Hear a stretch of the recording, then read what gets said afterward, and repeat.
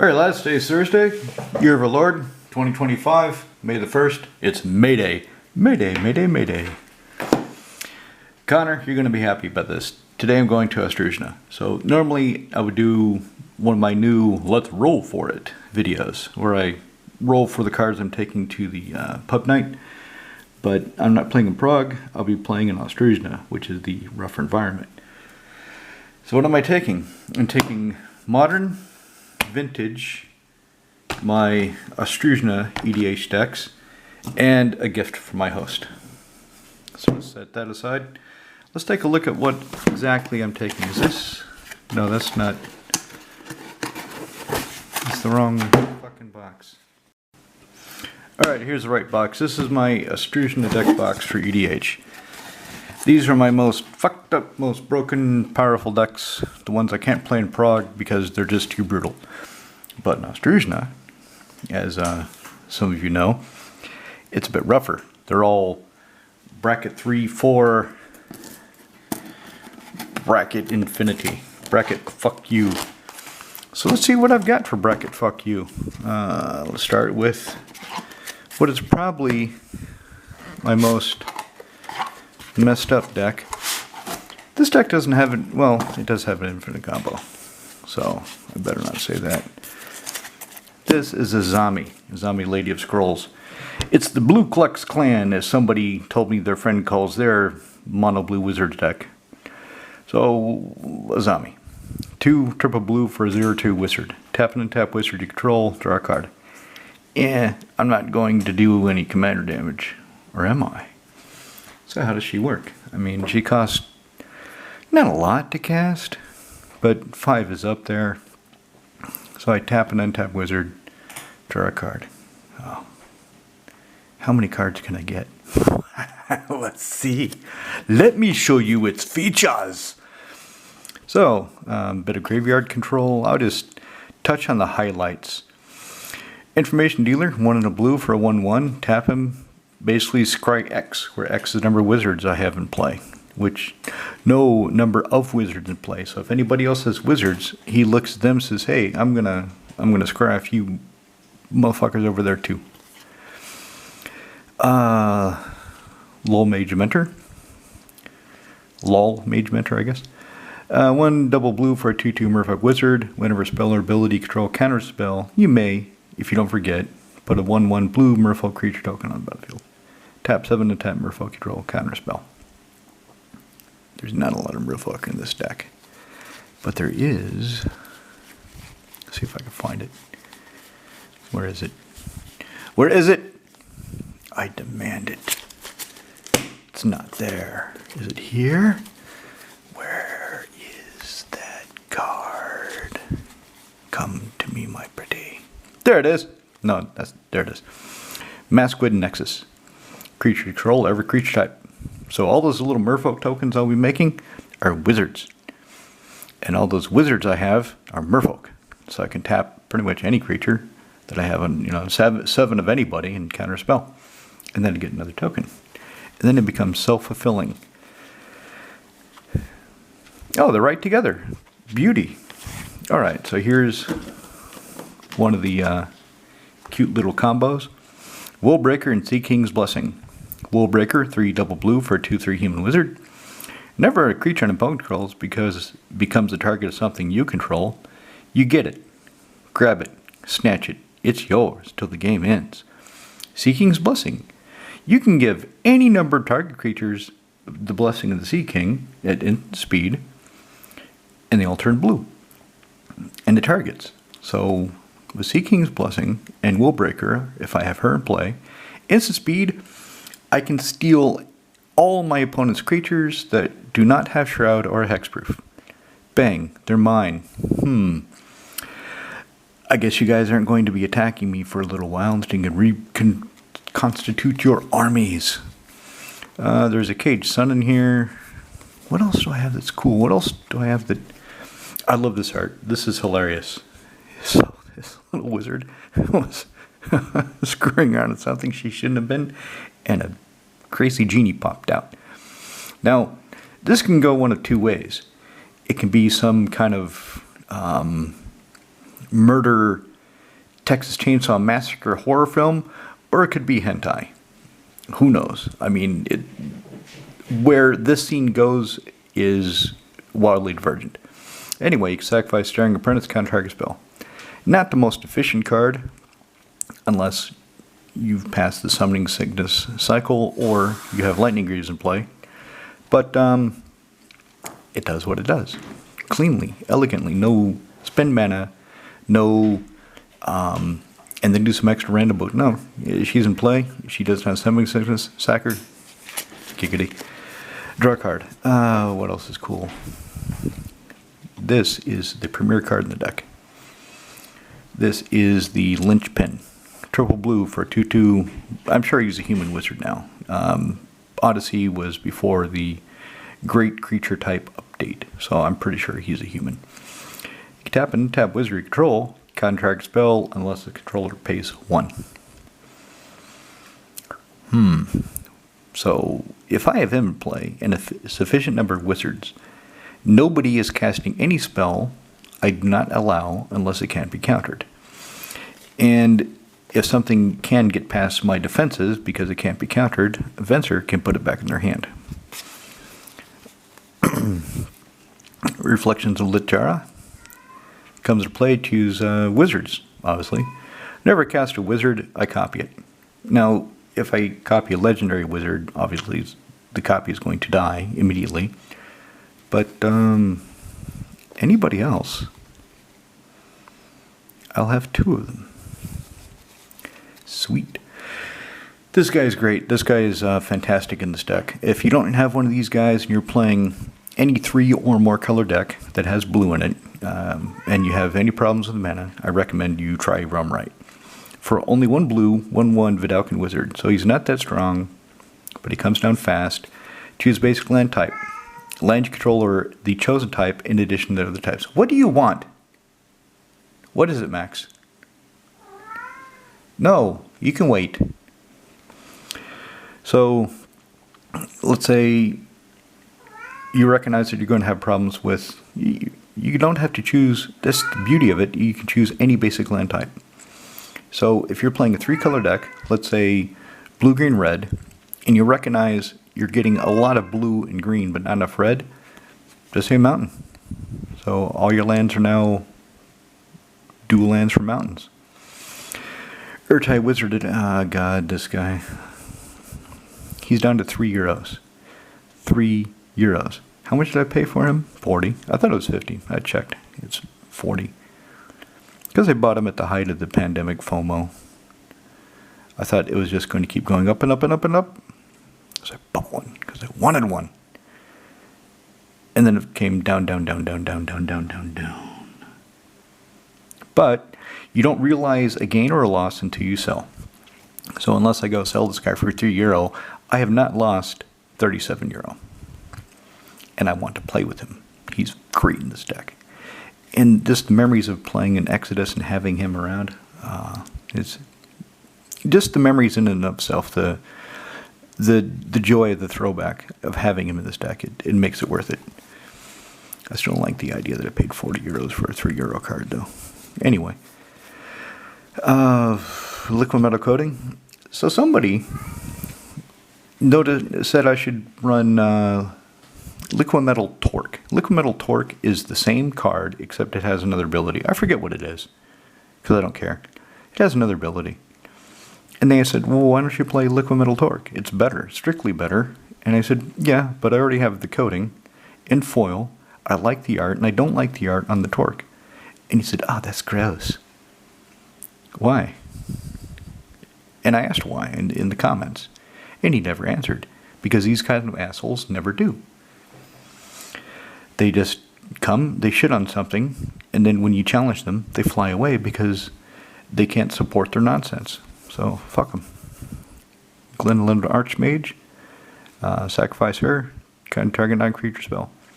Kind of like Daring Apprentice, kind of. But different. Same, but different. What else do I have that's really interesting? Oh, she's fun. 1 in a blue for a 1/1 wizard, 1 in a blue tap, untap target artifact and opponent controls, and steal it until end turn. if it was an artifact creature, it gains haste. When you lose control of the artifact, tap it. So even if I steal it and I don't use it, at the end of the turn when I give it back, it's tapped. So they can't use it either until they're in tap phase. Coat of Arms. Remember the Masquid Nexus? If I have, I don't know, 10 wizards, Coat of Arms, she starts to become a lethal threat as far as commander damage. But I need some way to get her through. For all my wizards, I need some way to get them through. Oh yeah, Master Waves. Protection Red is often relevant in EDH. 3 in blue for 2/1 Merfolk Wizard. My elementals get +1/+1, so I've got the Masquid Nexus out and Coat of Arms. My creature is going to get big. When he comes to play, of course, you get a number of blue 1/0 elemental creature tokens equal to your devotion of blue. So if I have 6 devotion, I get 6 1/0s, but he makes them a 2/1. And if I have Coat of Arms, here it comes.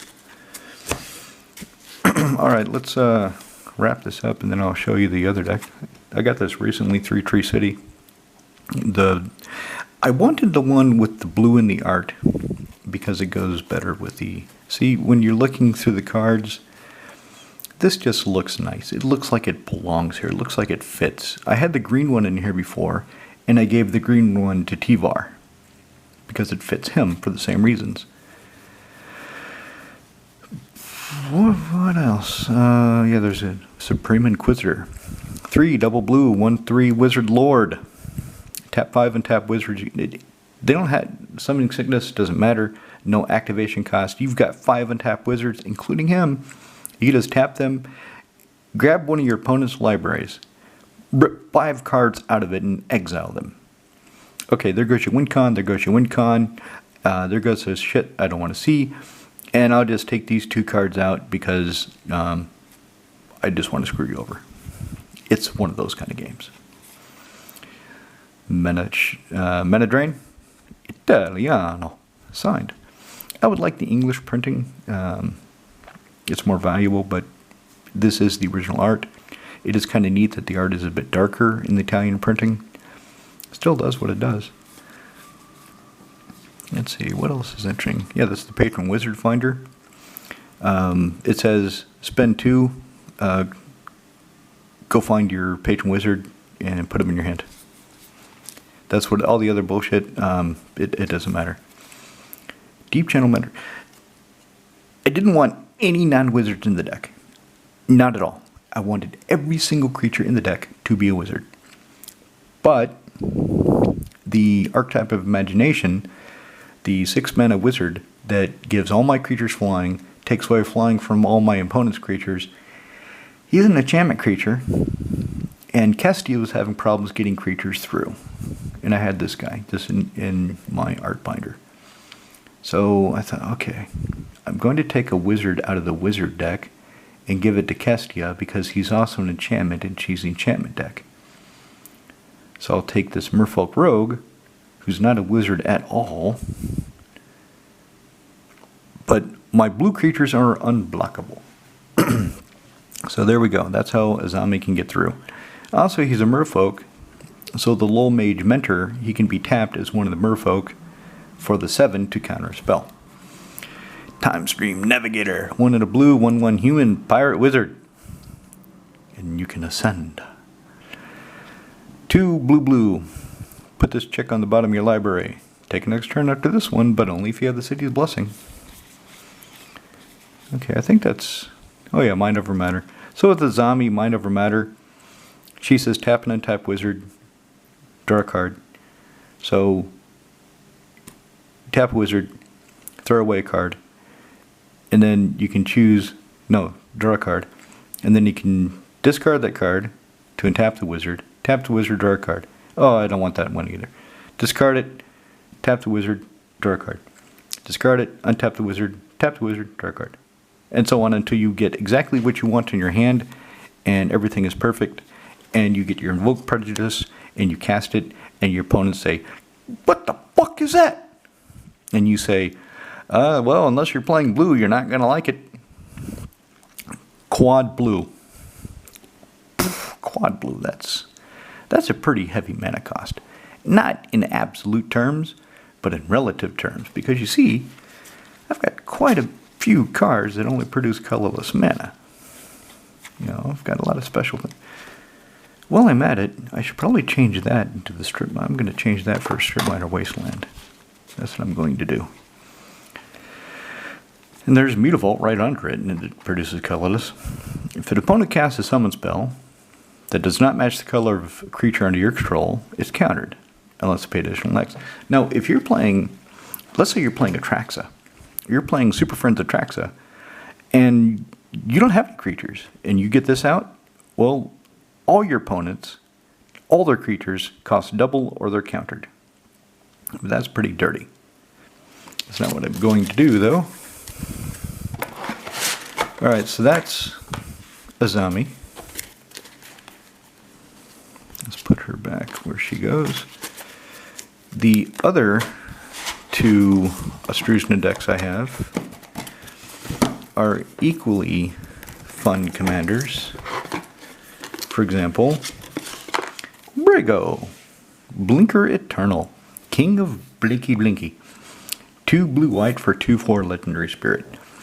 And he's flying. When he smacks somebody in the head, exile any number of stuff, non-land stuff you have, and then return them to the battlefield. So you blink whatever the hell you want that's not a land under your control.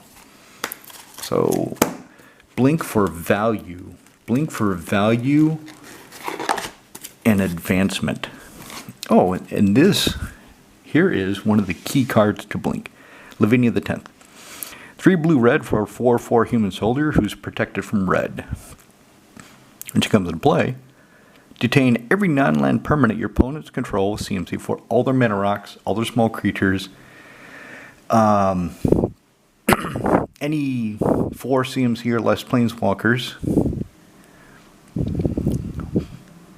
But pretty much the mana rocks and the creatures, just hitting those alone, that causes your opponents to not have... It stops them. It slows them down. It hurts them pretty good. And then if you attack with a Brigo and you hit somebody and you blink her, she comes back into play. So that's the idea. You lock them out with Lavinia. That's one of the key cards. And then I've got a Reality Acid, enchant permanent. When Reality Acid leaves play, the enchanted permanent's controller sacrifices it. So if I've got Brigo out and I've enchanted something with Reality Acid, so I blink it, it leaves play, whatever it was enchanting is sacrificed, and it goes on to something else. And it can enchant any permanent. Just enchant permanent. Land, planeswalker, creature, Yamama's Biscuits, anything. So that's pretty good in this deck. Treachery. If I blink Treachery, it comes into play and I tap 5 lands. And I control a different enchanted creature. Brigo's just dirty. Bit of control, Aura of Silence, 1 double white, artifact, enchantment spells your opponents. Now all of these, like Insight. Insight is basically Ristic Study for green. Insight costs 2 colorless and a blue. And it says, whenever target opponent successfully casts a green spell, draw a card. But all of those old Tempest era cards that say target opponent, they've all been errated to all your opponents, which is nice. It makes it a lot more useful. If you had to pick somebody, I wouldn't run it if I had to pick somebody, but since it works for all my opponents, oh yeah, eat that. And you can sacrifice it to pull up an artifact. You can sacrifice it to disenchant something, and then when you play your Sun Titan, you get it right back. Sun Titan. What else is interesting? Fiend Hunter. Let's just talk about him real quick, because they used to have these as separate abilities. Now they're merged into one on all the cards I've seen them printed recently. And the reason is, Fiend Hunter. 1 white, 1/3 human cleric comes into play. You may exile another target creature. So you put that ability on the stack. And then you blink him. And there's a lot of ways to blink shit in this deck. That's kind of the idea. You blink him with that ability on the stack. So he's gone. And then the ability resolves. Exile target creature. With him gone, and this ability having not even resolved yet, the second part of it, second ability, when he leaves, return the exiled card to the battlefield under its opponent's control, never triggers, because it never entered the stack. Normally you would play him, exile a creature, he would be in play, he would resolve, and then when he leaves, the exiled card would come back. So you just need to blink him before that ability, with that ability on the stack. And these days what they did is they merged it. So it's one, when he comes into play, exile another target creature until he leaves play. So it's all one ability. Peregrine Drake, tap 5 lands, hit somebody with Brago, blink it, Mana Warp, blink it, Fencer, blink him. What does this guy do again? I haven't played this guy much. 3 blue, 4 loyalty to Fury. Never draw a card, he gets loyalty to me. +1. Basically, +1 draw a card. Right? -2, create a 2/2 blue spirit creature token vigilance, and whenever you draw a card, it gets bigger. With counters, it gets +1/+1 and counters. -12, target opponent chooses a permanent they control and puts it back in their hand. Then they shuffle all their other non-land permanents into the library. Yeah, that's pretty mean. That's pretty brutal. Mulldifter. Let me just hit the highlights. Is there anything... Again, she's like the Fiend Hunter. Comes into play, exile up to 3 other target creatures from battlefield and or graveyards. So if I can blink her with that ability before that ability goes on the stack, in response to the ability, they're just gone. Bye-bye. Render silent, Dove and Ban. Yes, I do have Grand Arbiter Augustin the Fourth in here. 2 blue-white. White spells and blue spells you cast cost 1 less to cast. Spells your opponents cast cost 1 more. So you're looking at this deck and you're thinking, Jesus Christ, this is nothing like his prog decks. What a bunch of bullshit. He's an asshole for playing this. Oh, yeah, but it's Ostruzna. You have to be on par. There he is, the Displacer. 2 and a white for a colorless Eldrazi weirdo. 2 and a colorless. Exile another target creature, then return to the battlefield tapped under its own opponent's control. Fiend Hunter comes in. Blink it with the ability on the stack. Something gets exiled, he comes back, exile something else. So if you have more mana, you can just keep doing it. It's dirty. She doesn't really fit the deck. She's not as tuned and efficient as the deck could be. She's a nod to me always wanting in my decks to have at least 1 card just because I like it. I always like to have in my decks, and in Prague, I play more cards in my decks like this. But I want to have just some fun cards. And I don't really have any other place for her. She fits here pretty good. I mean, she costs 5, which is quite a bit. But during your upkeep, so she comes into play and copy something else. During your upkeep, you can choose to copy something else. Now, she's already in play, so you don't get any enter the battlefield abilities, enter the battlefield triggers. But she can become, like, let's say you come in, she comes into play, you copy Baleful Strix, so you get to draw a card. And then later on, somebody's got, I don't know, Force of Nature. That's a bad example, because I would not want to copy Force of Nature in a white-blue deck. That would be stupid. Somebody has Elesh Norn. And she would be dead. If she was a Baleful Strix and someone played Elesh Norn, she'd just die. So that's another bad example. Questing Beast. There we go. Somebody has Questing Beast. So during my upkeep, she can stop being a Strix and become a Questing Beast. And if I blink for its Brago, she'll come back and play, copy something else, and get an enter the battlefield trigger. So I like her. Teferi, who's slowing the sunset. What does he do again? 2 blue white, 4 loyalty. Choose up 1 artifact, creature, land. Untap the ones I control, tap the ones I don't control, and gain 2 life. -2, look at the top 3 cards of my library. 1 of them goes in my hand, and the rest are on the bottom in any order. You get an emblem with untap all permanents control during everybody else's untap step. You get a Seedborn Muse emblem. And you draw a card during your opponent's draw step. Neat.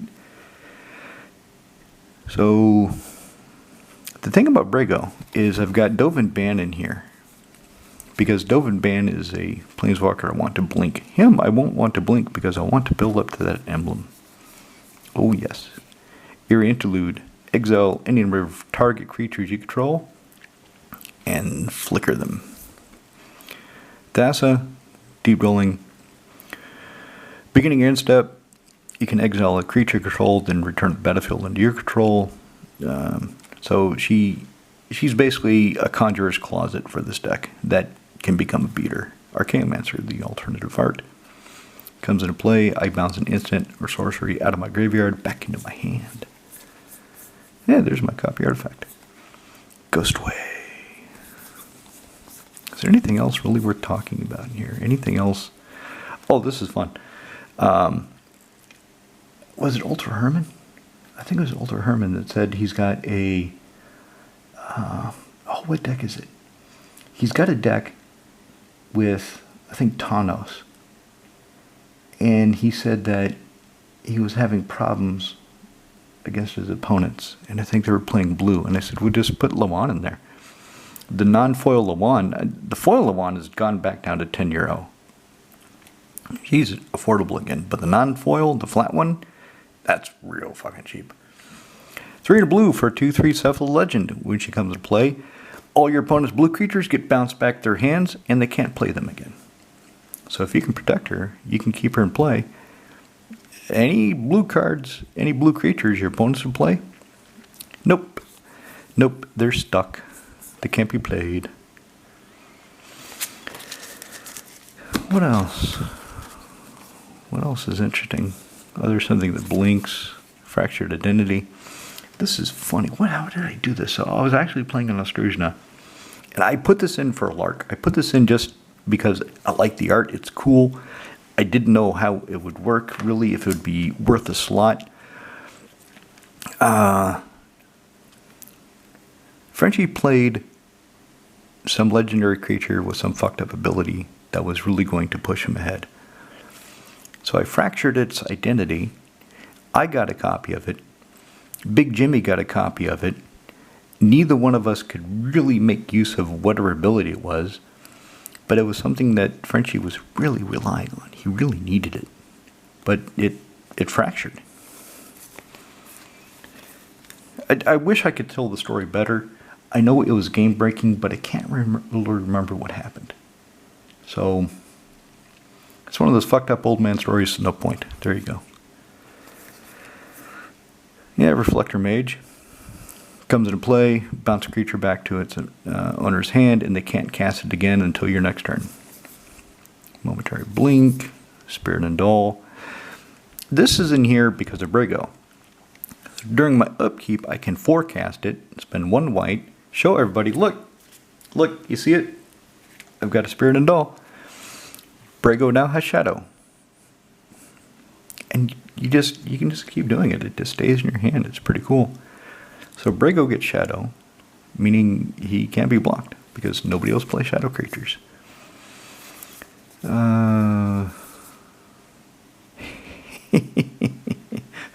Fuck your green army. You're attacking me with what?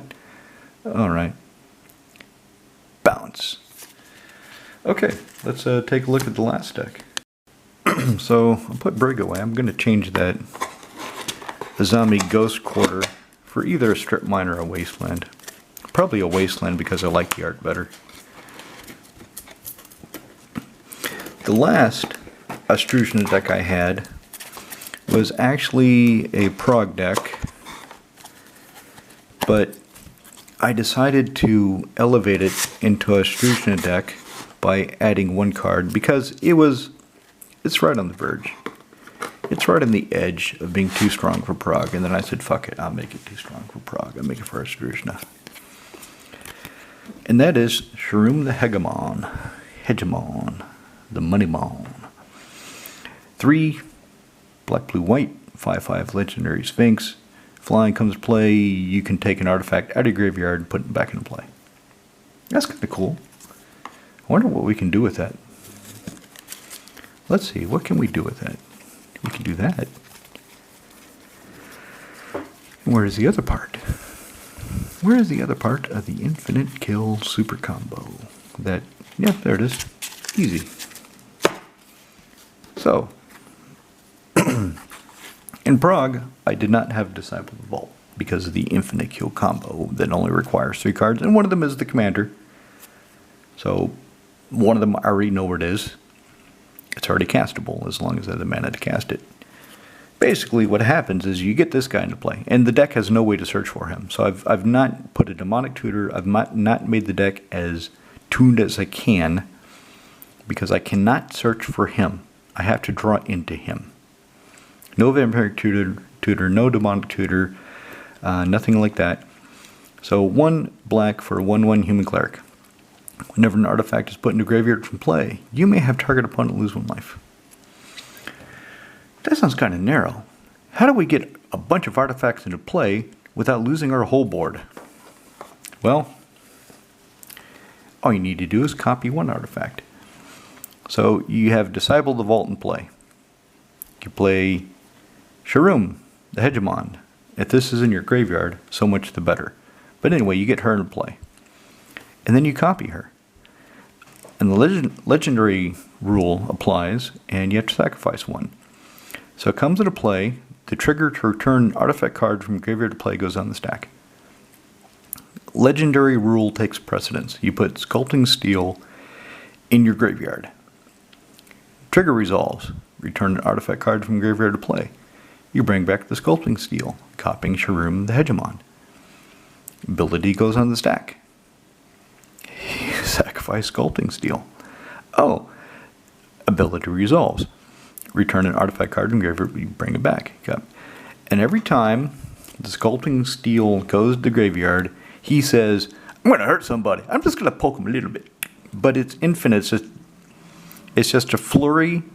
And unless you copy something else with the Sculpting Steel, when it comes back, it will go off on its own. If you just keep copying Sharum, that's it. Game over. Thank you for playing. Let's shuffle up for another.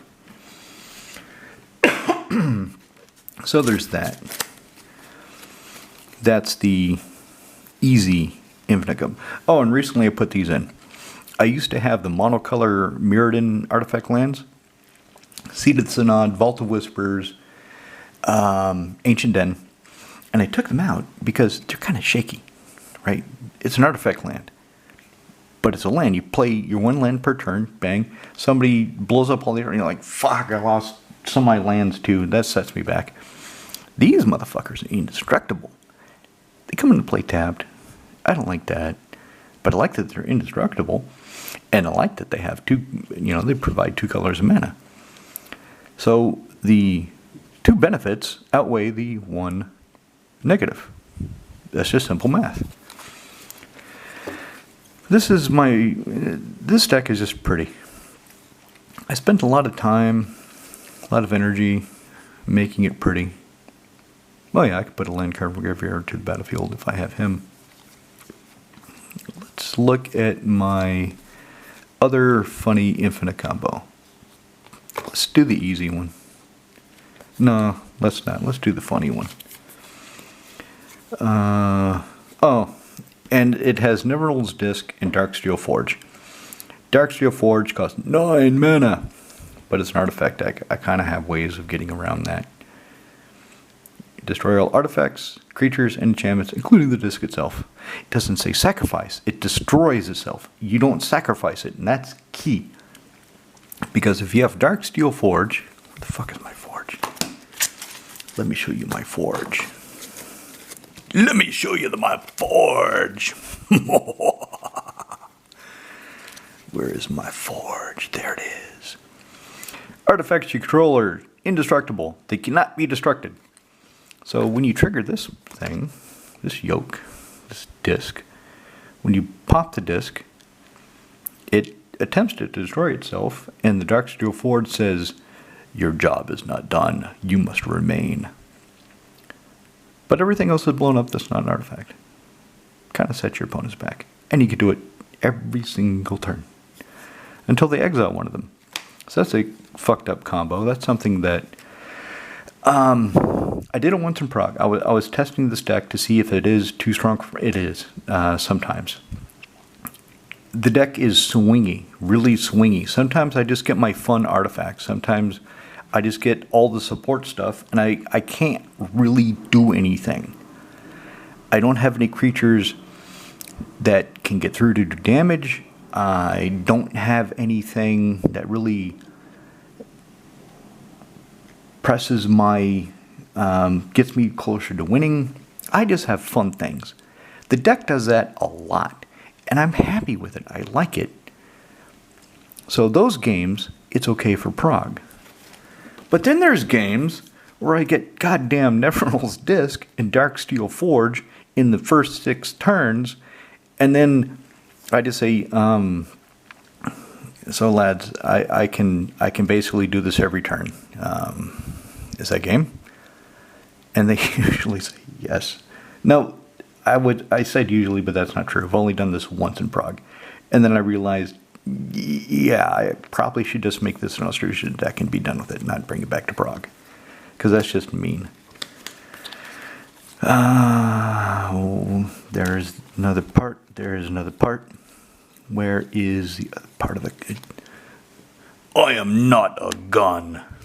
Apparently Vin Diesel did the voice of Iron Giant in the film. I didn't know that. I had no idea.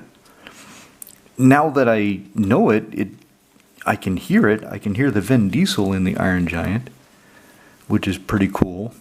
Speaking of cool, this guy, I haven't had this guy in play yet, but I want to.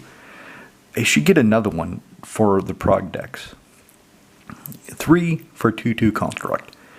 When he comes to play or attacks, you may attach any number of targets. So all the equipment your opponents have, you just steal all of it, put it on this dude, and he's like, I am buff. I am buff beyond your ability to understand buffness. I am buffer than you can comprehend. They still have control of it, meaning over time they can pay mana to re-equip whatever you took with him, but when he attacks, you just take it again. So I really want to play the guy. I really want to see how he works. He just looks so much fun. Anyway, I'm going on too long. This is going to be a 40-minute video, as I can see. Where is the other part? Where the hell is my Gilded Lotus?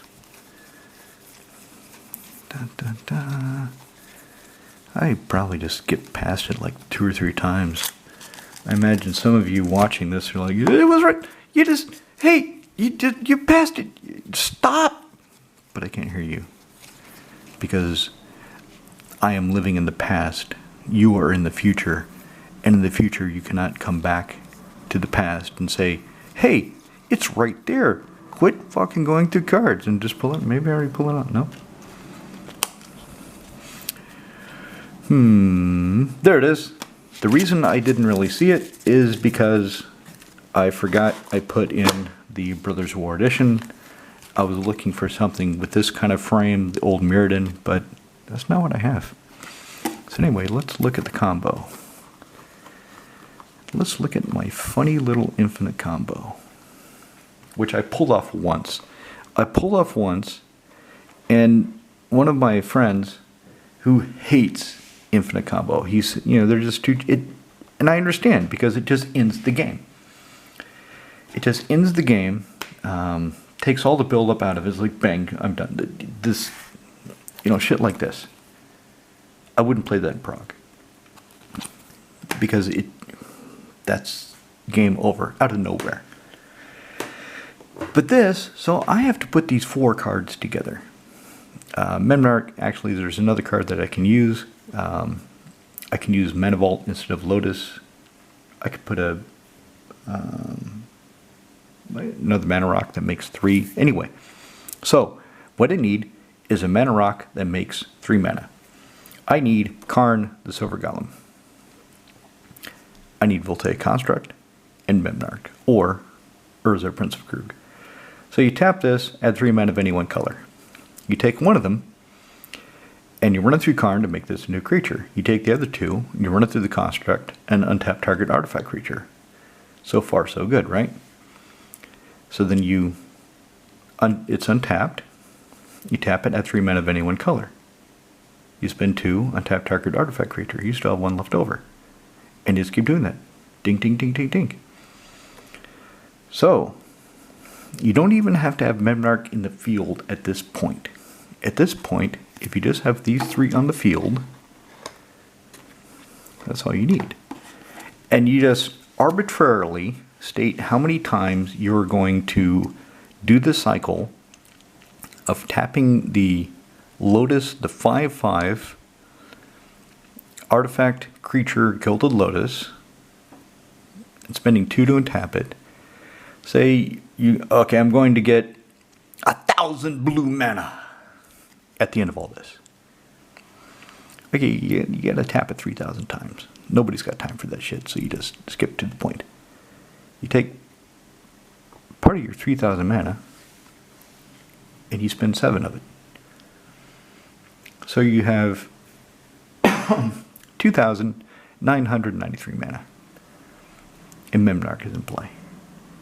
And everybody that doesn't realize what's going to happen is wondering what's going to happen. You take your other mana, and you turn everything your opponents have in artifacts. All their lands, all their creatures, anything that isn't an artifact. They're beers. You turn their beers into artifacts. It's a permanent, right? A glass of beer is a permanent. You turn it into an artifact. And then you spend the rest of the mana, and you gain control of all the artifacts. You get all their beers. So you steal everything. That's the combo. And I pulled it off once. My friend that really hates Infinite Combo, he's a judge, and he hates it because he likes to build decks that fuck with the game state. And when the game just ends like that, he doesn't get to fuck with the game state. He doesn't get to see what happens anymore. It's over. He appreciated this. He said, I hate Infinite Combo, but I have to admit that's kind of funny. Words to that effect. He wasn't upset at the way I ended the game, because it did have a lot of build-up. And if you steal what are they going to do? Lose. So that's what Shurum does. Those are my Ostruzna decks. I don't think any of you want to see the modern decks. I mean, shit, this is running overtime. I should probably put things in the car and GTFO. Get the fuck to Ostruzna. So let's put that there. Let's just, okay. Just look at the vintage decks right quick, because I don't pull these out very often for any of you. This is it was blue-red, now it's blue-green-red.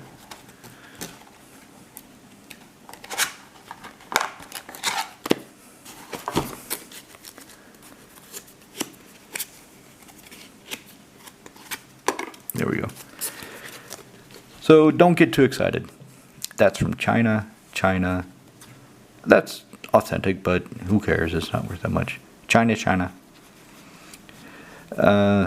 So all the power, all the force of wills, all the dual lands in my vintage decks are from China.